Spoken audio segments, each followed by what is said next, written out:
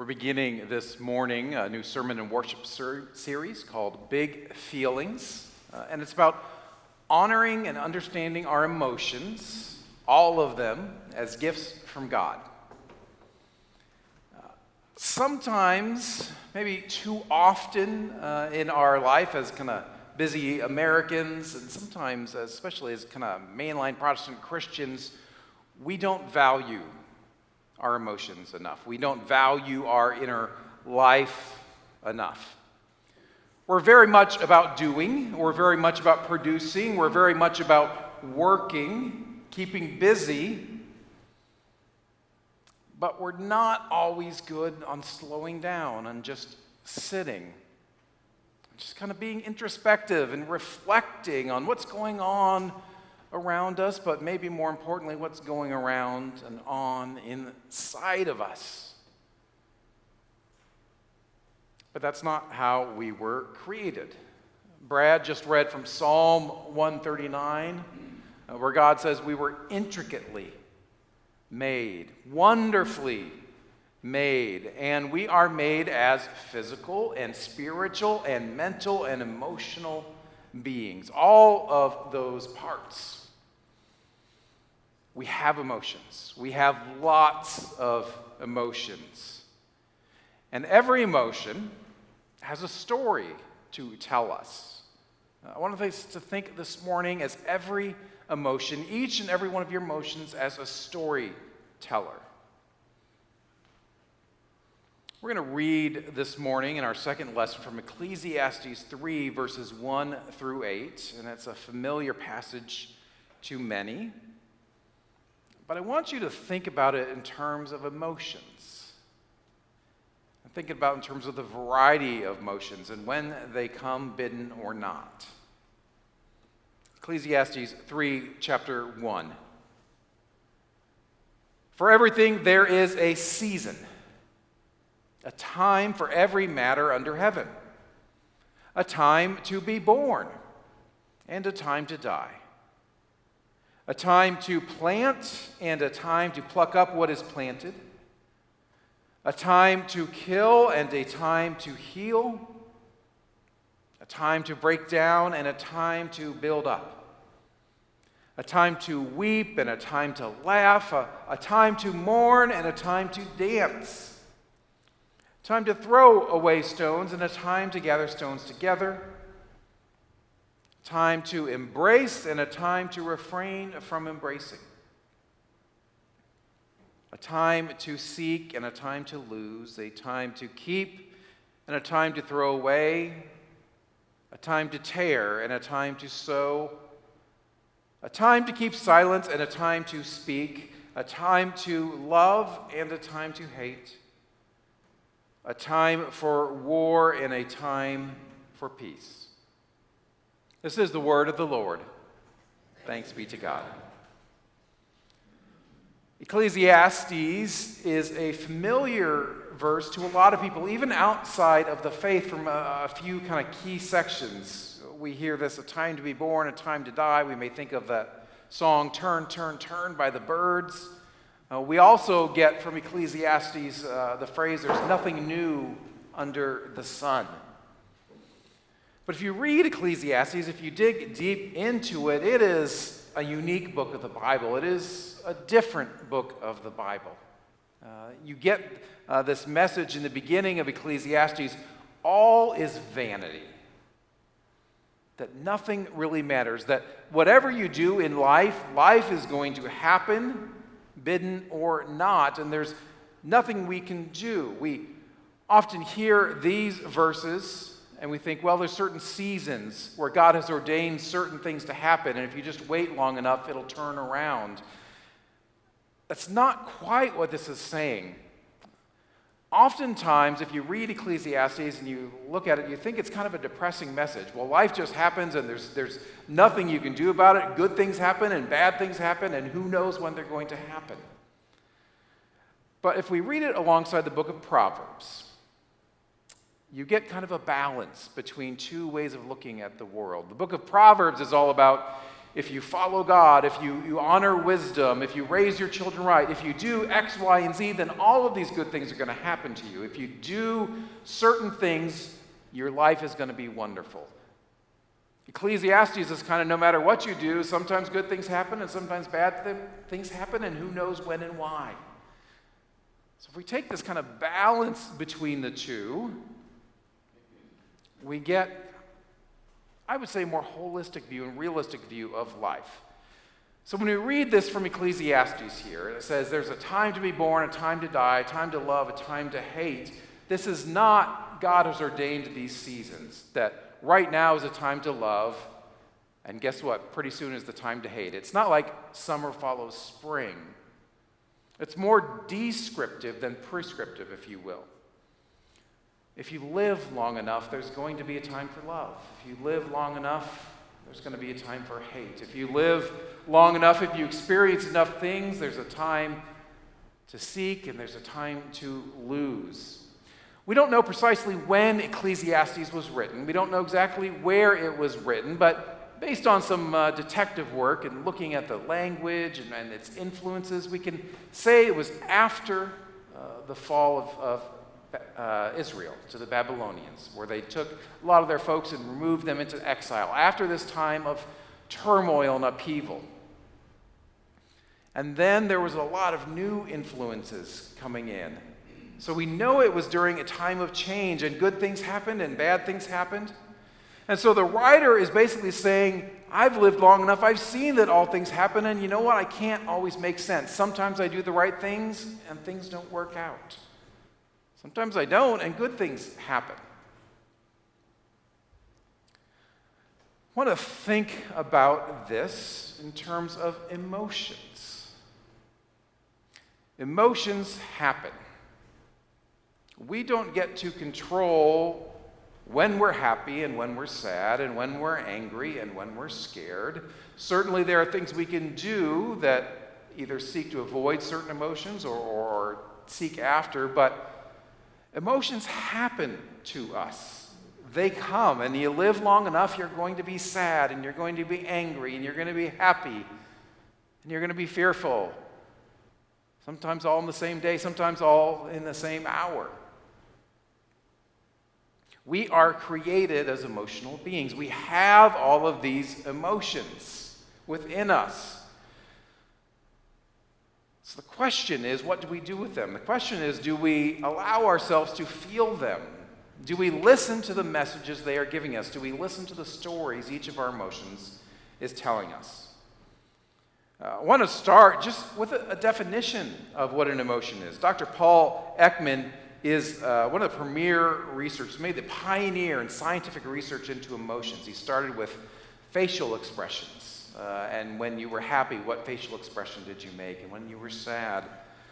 And he says that emotions are a process, a particular kind of automatic appraisal influenced by our evolutionary and personal past, in which we sense that something important to our welfare is occurring.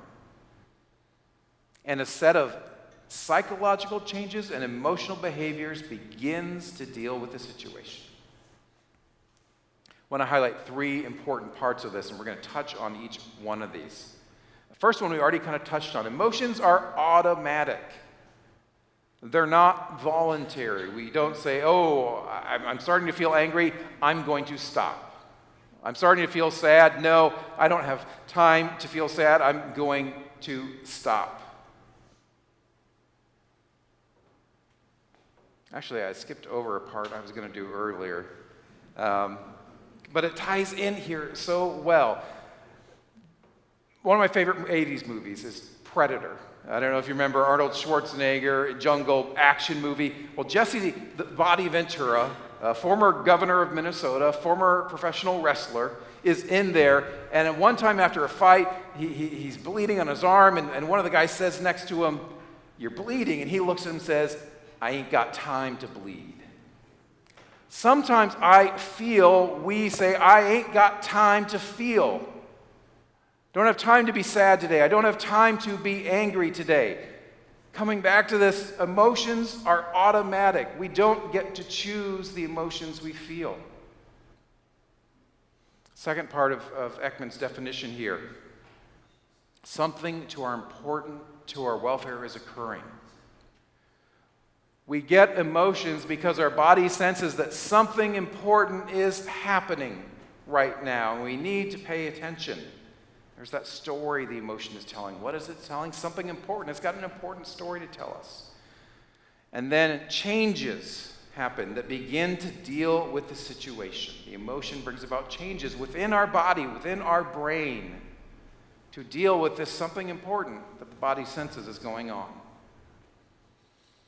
So we know our emotions are automatic. We know they just happen, but we still say there are good emotions, right? And there are bad emotions. And we know which ones are good and which ones are bad.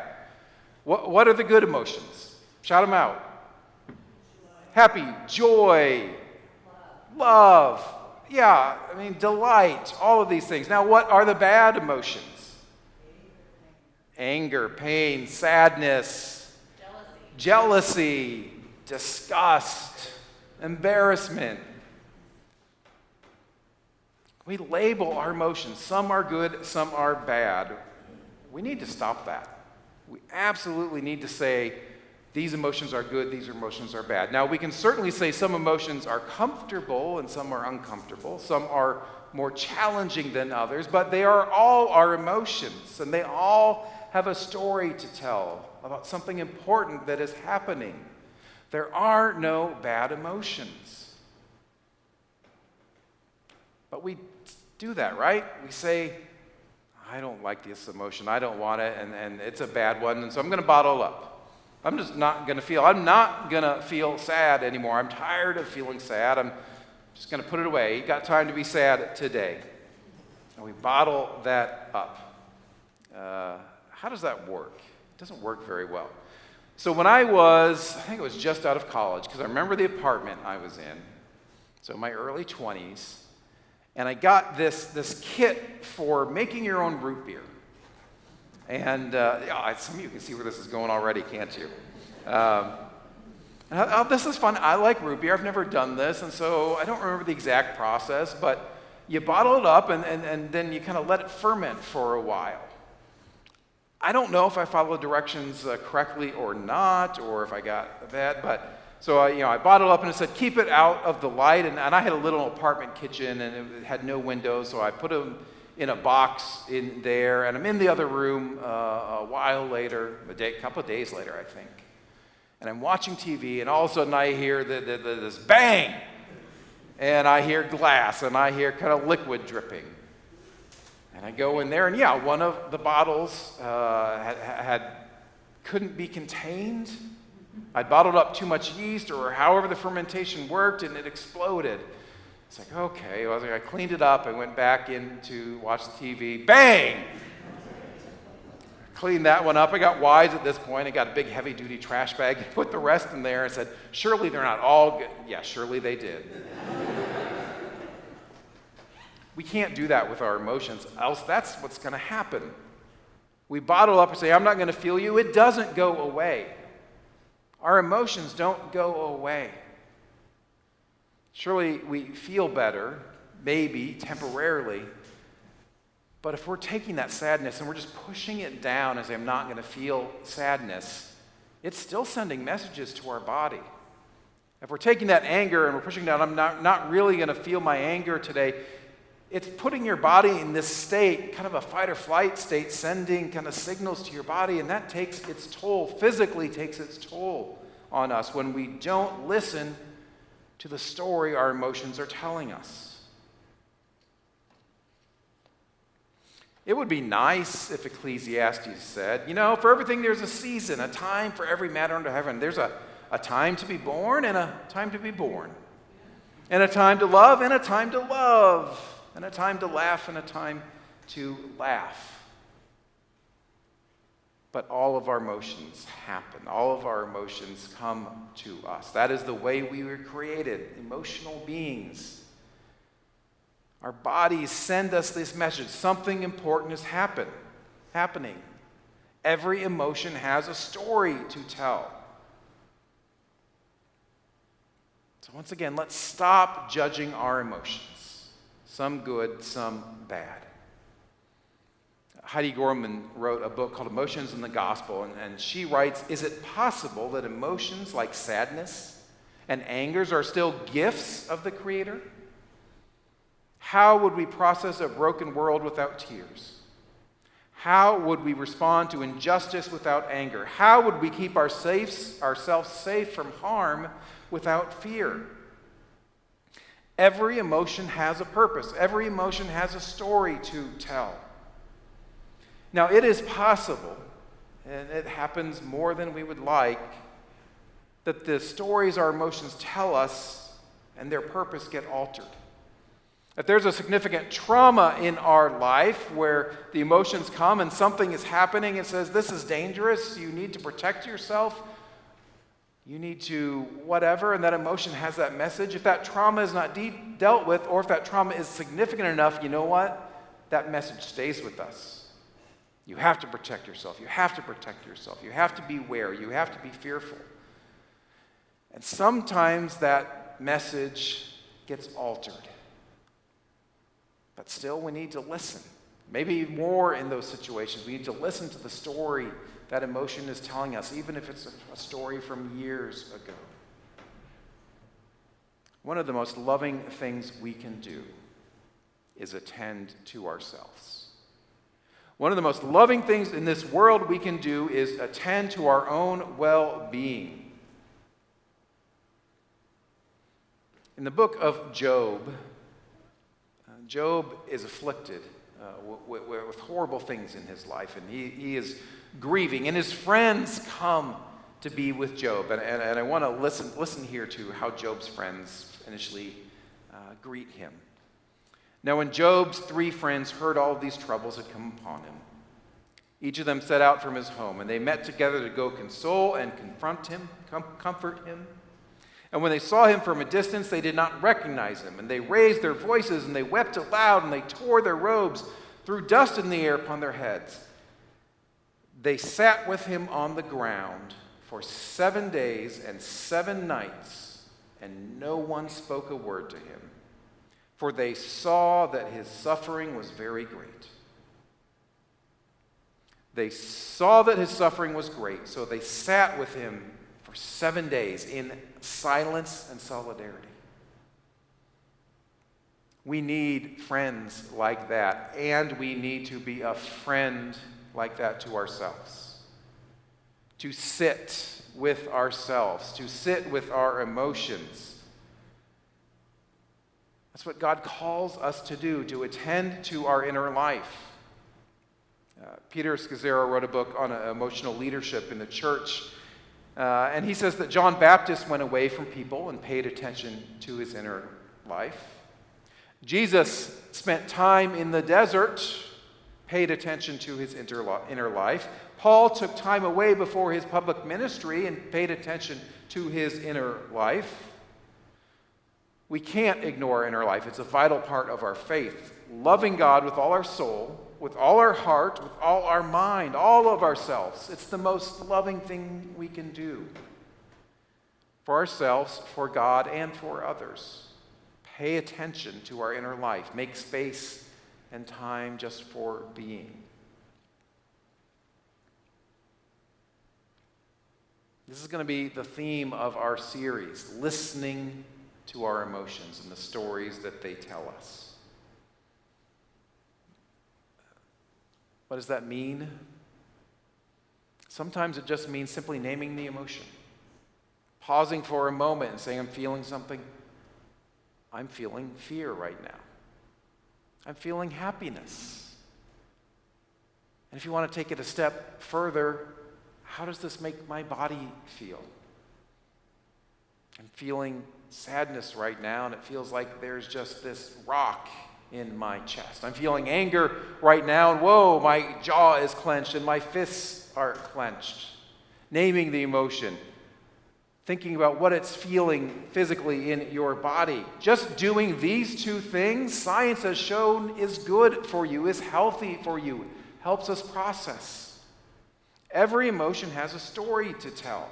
Every emotion is sending a message to us. want to close today just by reading a section of the book that we're doing a book discussion on the next 2 weeks at 10 o'clock. Love to have you join us. This here flesh. I just want to read a story just from near the beginning of it. This is by Cole Arthur Riley, a younger African-American woman. When I was 8 years old, before I could make sense of why I fled the other children on the playground, my hair began to turn gray. Coarse white strands shriveled up on the crown of my head without an invitation, politely wrapping themselves around their black peers and strangling them in the night. It was an invasion, and the attention was agonizing. Every day I'd sit squirming and rocking in my desk, head bowed like a monk, praying for my own invisibility. The gaze of Alex DeMarco at my back, he'd only pointed out a hair once, but the moment stuck to me. I asked my teacher if I could switch to the empty desk in the back row, knowing there I could exhale. She said no. By the time I turned 11, I would spend ages in front of the mirror, parting my hair just right so as little white as possible was visible. One night we were all going out. My family was waiting downstairs for me to finish parting. Eventually my dad sent everyone to wait in the car and came to the bottom of the stairs and called for me. And when he asked how much longer I'd be, all of the shame that had crusted over my muscles from years of parting my hair combusted, and I threw a fit. I don't remember the details surrounding it apart from a comb thrown against my brother's door. I mainly recall the episode by the memory of my father's face, which had a calm blankness that only made my own body, flailing and loud, more of a spectacle. When my crying softened, I finally said, feeling more embarrassed than before, I can't do this anymore.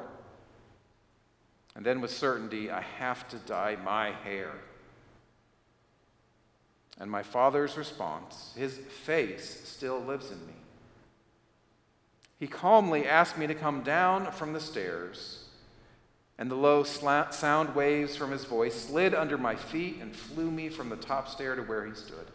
And he tucked my head into his chest. He sewed a kiss into my hair and just said, "Okay, honey, we can dye your hair."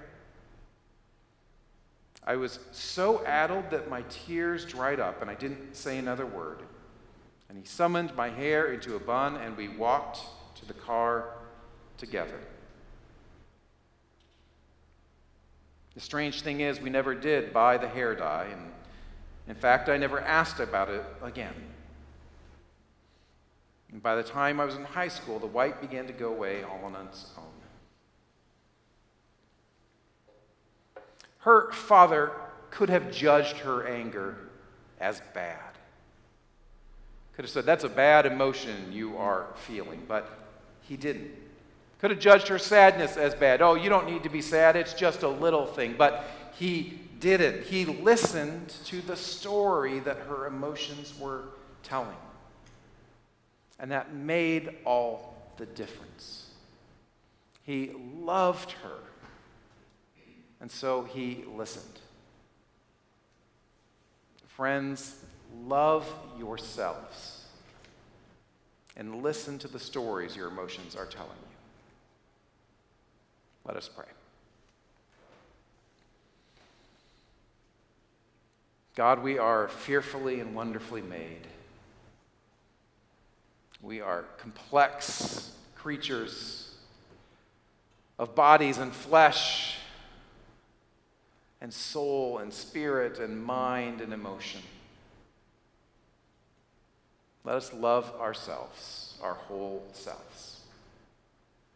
In your name we pray. Amen.